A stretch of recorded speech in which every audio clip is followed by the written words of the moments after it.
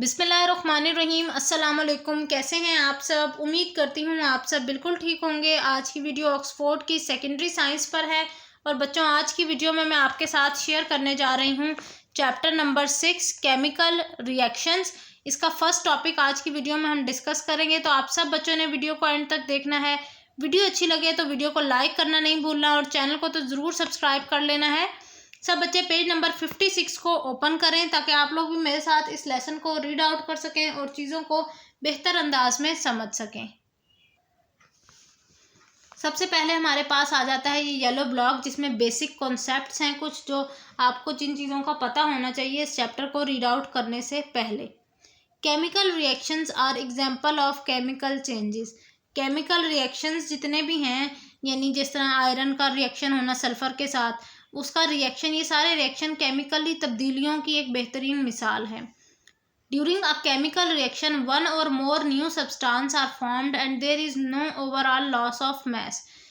किसी भी chemical reaction के अंदर दो या दो से ज़्यादा चीज़ें आपस में मिलकर एक नई चीज़ बनाते हैं, एक नया सब्सटेंस बनाते हैं और उसके रिजल्ट में किसी वज़न की भी कोई कमी नहीं होती। यानी एज इट इज़ जितने तादाद में आपने कोई चीज़ डाली उतनी ही तादाद में आपको एक नई चीज़ मिल गई।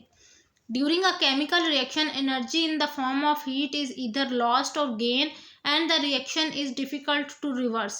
कह रहे हैं केमिकल रिएक्शन के दौरान या तो हीट एनर्जी जो है वो बनती है या वो निकलती है, और जिसकी वजह से रिएक्शन का वापस मुड़ना मुश्किल हो जाता है, यानी रिवर्स करना उसको मुश्किल है।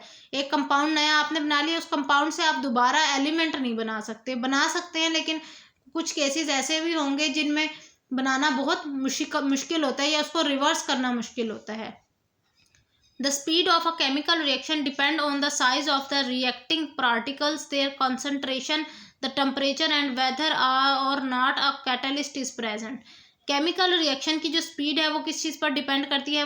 पार्टिकल्स के साइज के ऊपर, वो कितनी तादाद में है, उस टाइम पर टेम्परेचर क्या है, और उसमें आया कैटलिस्ट यानी एंजाइम्स का यूज़ किया भी गया है या नहीं किया गया, क्योंकि कैटलिस्ट ही वाहिद वो चीज़ है मेन जो रिएक्शन को स्पीड अप करने के काम आते हैं। ड्यूरिंग अ कंबल्शन रिएक्शन, कंबल्शन रिएक्शन के दौरान a fuel react with oxygen. कोई भी नया सब्सटेंस जो है वो ऑक्सीजन के साथ रिएक्शन करता है और उसके रिजल्ट में कार्बन डाइऑक्साइड, वाटर और काफ़ी सारी अमाउंट में एनर्जी भी रिलीज करता है। During an oxidation reaction, oxidation reaction के अंदर oxygen is gained by one of the reactant and an oxide is formed. कोई एक सब्सटेंस दूसरे सब्सटेंस से ऑक्सीजन लेता है और उसके रिजल्ट में ऑक्साइड बनाता है। तो यहाँ वो ये कह रहे हैं कि जो ऑक्सीडेशन रिएक्शन है उसको हमने ये पढ़ा कि वो ऑक्सीजन लेता है किसी एक सब्सटेंस से और ऑक्साइड बनाता है, और साथ ही वो कह रहे हैं कि जो कंबल्शन रिएक्शन है वो बेहतरीन मिसाल है ऑक्सीडेशन की। नेक्स्ट पॉइंट की तरफ चलते हैं।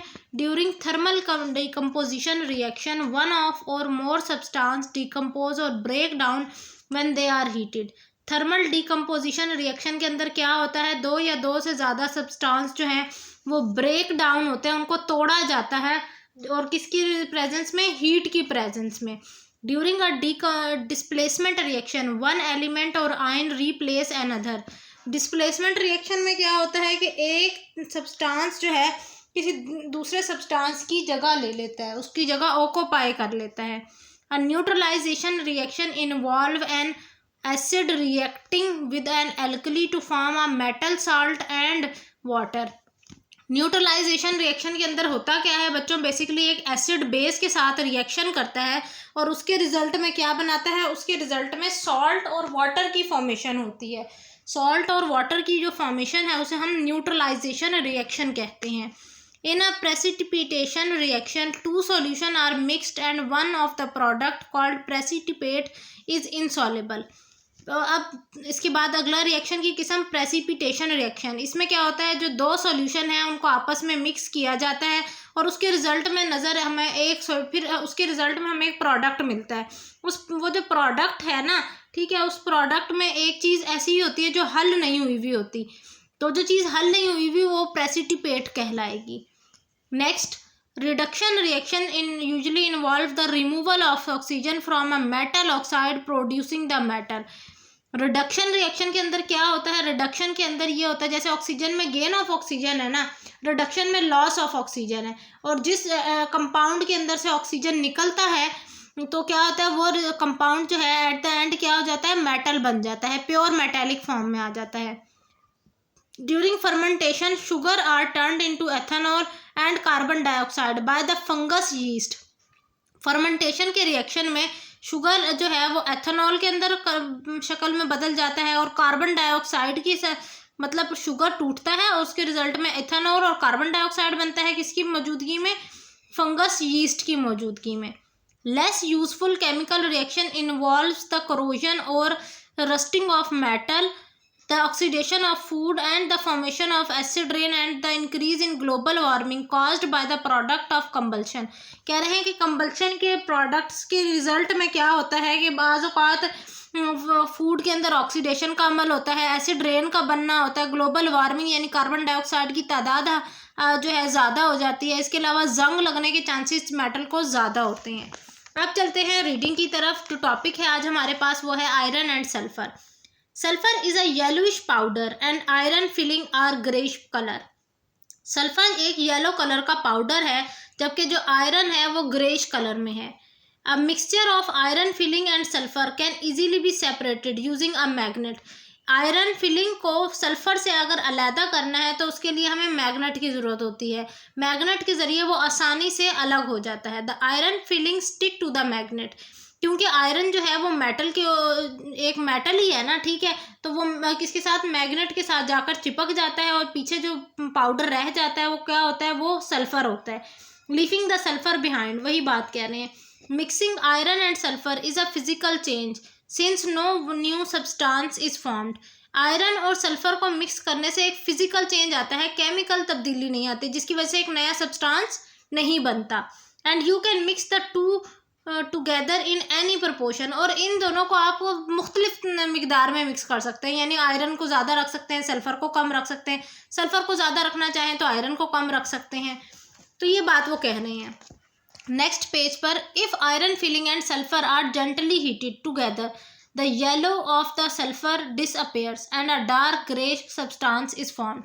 अगर हम आयरन फिलिंग और सल्फर को दोनों को मिक्स करके हीट करें, इस तरह से बर्नर के से हीट दें और हीट करें, तो क्या होगा कि सल्फर का जो येलो कलर है वो गायब हो जाएगा और जो आयरन का कलर है ना वो प्रोमिनेंट होकर निकल कर आएगा, dark greyish colour. This is iron sulphate, और ये जो कंपाउंड बनेगा हीट करने के रिजल्ट में इसे हम आयरन सल्फेट कहेंगे। It is not possible to remove the iron from the iron sulphate with a magnet. अब ये जो नया कंपाउंड बना है यानी आयरन सल्फेट बना है, इसमें से आयरन को निकालना बहुत मुश्किल ही नहीं बल्कि नामुमकिन है।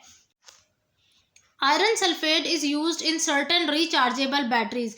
काफ़ी सारी बैटरीज जिनको चार्ज करने की ज़रूरत पड़ती है उनके अंदर आयरन सल्फेट का इस्तेमाल किया जाता है। बच्चों, ये थी मेरी आज की वीडियो। इंशाल्लाह नेक्स्ट वीडियो में हम सेकंड पैसेज से ही कंटिन्यू करेंगे। तब तक के लिए मुझे इजाज़त दीजिए। चैनल को सब्सक्राइब कर दीजिएगा। वीडियो अच्छी लगी हो तो वीडियो को लाइक करना मत भूलिएगा। अल्लाह हाफिज़।